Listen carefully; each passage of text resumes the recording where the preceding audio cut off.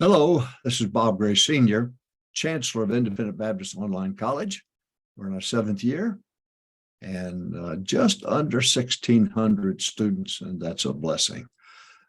There are some things that our faculty and administration have to provide. We have years of experience, no less than 30 years of average of experience, and that makes a difference. And let me give you some tips, some earmarks, if I may, of the great leaders of the past. God does not love Lee Robertson more than he does you. God doesn't love Jack Hyles more than he does you. God doesn't love Lester Roloff, Curtis Hudson more than you, Tom Malone more than you. Now, he loves me more than you, but there are some things that I've noticed, common denominators among those great men. And it's possible God is going to raise up another leader and some leader churches and leader men of God for the next generation. I believe that. We may be in a lull period now, but that doesn't mean that it's not going to happen, because I promise you it's going to happen. I think of that Joseph principle that I teach so much about 7 years of feast, 7 years of famine. It's going to happen. It's just a cycle of life.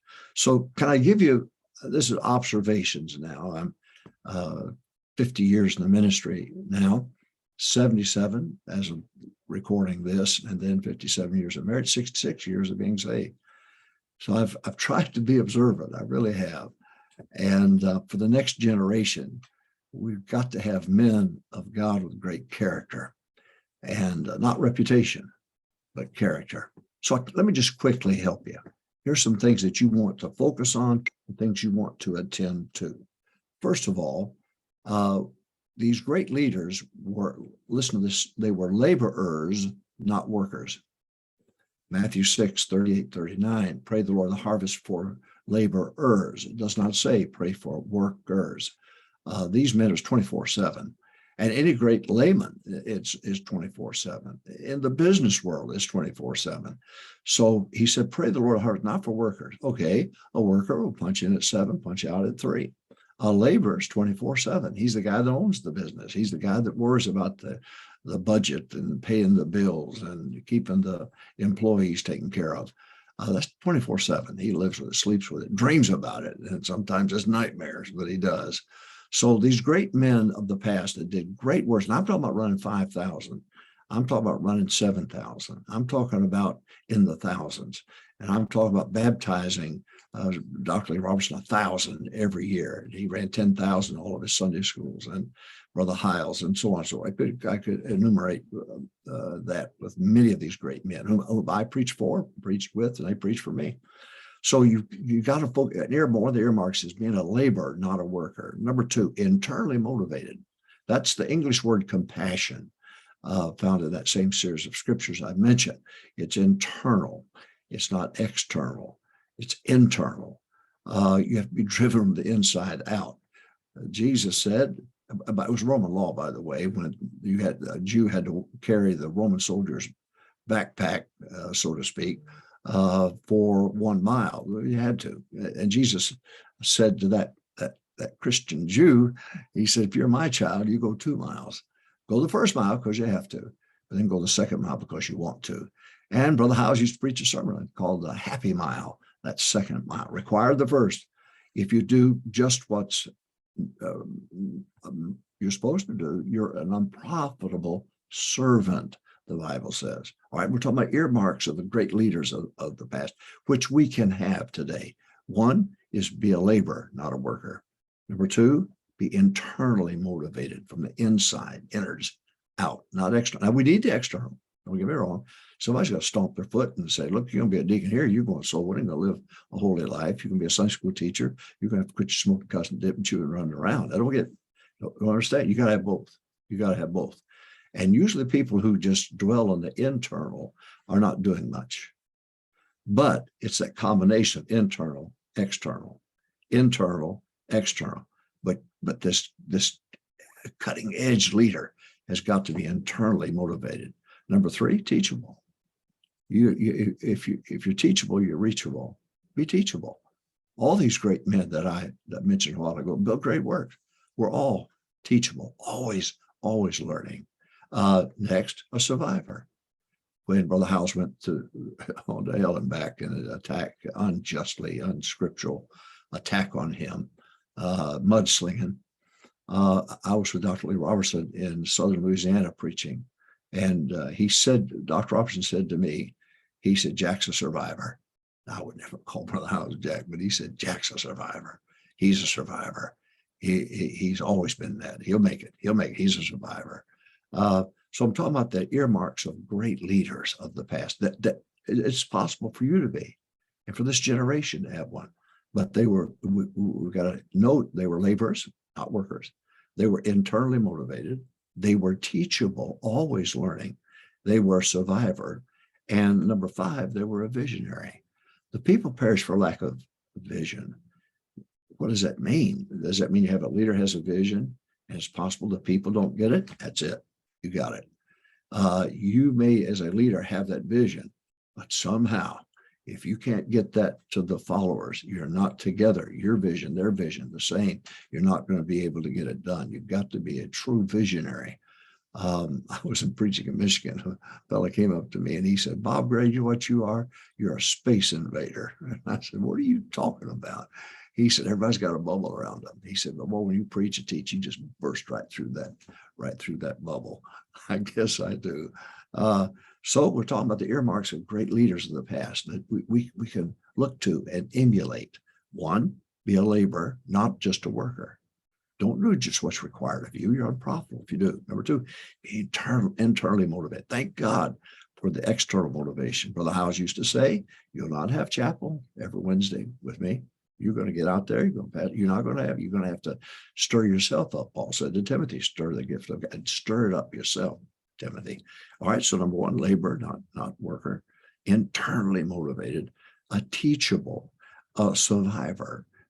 Get up, get at it again. I don't care how bad it looks. Get up and get at it again. A visionary. And then number 6, a finisher. Finish what you start. Some men who never become great leaders are great pulpiteers, but they never finish anything. Their word's no good. And they start something and then they don't follow through with it. You've got to be a finisher. That's one of the things I learned from these great men of the past. I'm talking about great men. Oh my, I wish I could just translate the whole bunch of you and take you back to those days. Amazing. Indianapolis, I remember going, my wife and I sitting on the second row of the SWORD conference there. Big meeting, Cobalt Hall, big meeting, Dallas Convention Center, big meeting. And then the ones that Brother Howes had every year. And may I say, Longview Baptist Temple, the Solding Clinic, for 29 years was the thing. And it even went into the 2000 era, which there are not many churches that did great things in that 2000 era, to be honest with you. Brother Howes went to heaven and things really began to change. All right, whether earmarks these great leaders, laborers, not workers, internally motivated, teachable. They were survivors, get back up and get at it again. Visionaries, finishers. Number 7, they were predictable. I never had to worry where Brother Howes was going to land on something. It was predictable. These great leaders, there was no doubt about it. They were just predictable. Now, John Rice didn't believe in bringing your tithing to your local church, but he was predictable. That was for sure. Oh, what a great man. You think us old guys are just mean and sarcastic, and you don't know anything. You couldn't survive back then in those days. You'd have got Matter and a Hatter at John Rice and Lester Roloff and all of them. You're a bunch of babies, really. Must be labor, not a worker, internally motivated, teachable, a survivor, visionary, finisher, predictable. I got to hurry. Time's running out. A man of his word. Got to keep your word. It'll cost you more not to keep your word than it costs you to keep your word. So keep it. Don't ever go back on your word. Live by schedule. Let your schedule be your boss. Nobody else can be your boss. Let the schedule be your boss. Be visible. I would go out and preach Monday and Tuesday, fly back Wednesday. I was there Wednesday night. I led in the soul winning on Thursday and Friday and the weekend. I led in it. You've got to be visible. They've got to see you leading by example. You've got to do that. Then this is the last point. Aren't you proud of me? You've got to have discernment, discerning. And I say, well, how do I, if I look at men of God, how do I discern whether who's to follow, who's not to follow? It's very simple: direction. Where are they headed? Where they headed? I know a great man. This is doing a great job, but he's in the left turn lane with a left turn signal on. He hadn't turned left yet. But when you start name dropping evangelicals in your books, you're in the left turn lane. You're trying to be an appeaser of those who are evangelical. Well, basically, you want to sell your books to them, get them into your college, and get some money off of it and recognition off of it. That's wrong. It's not the distance that somebody's traveling, it's the discernment. There's some big churches that have big crowds, but they're going the wrong direction.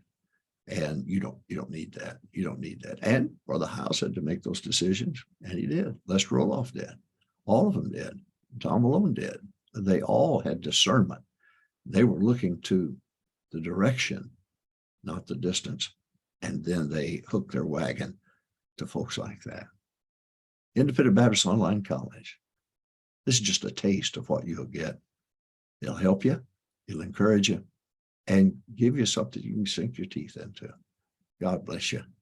I hope you'll have your people take a look at it. I hope you'll take a look at it. A lot of great courses and classes there. God bless you. Thank you for letting me share this moment with you.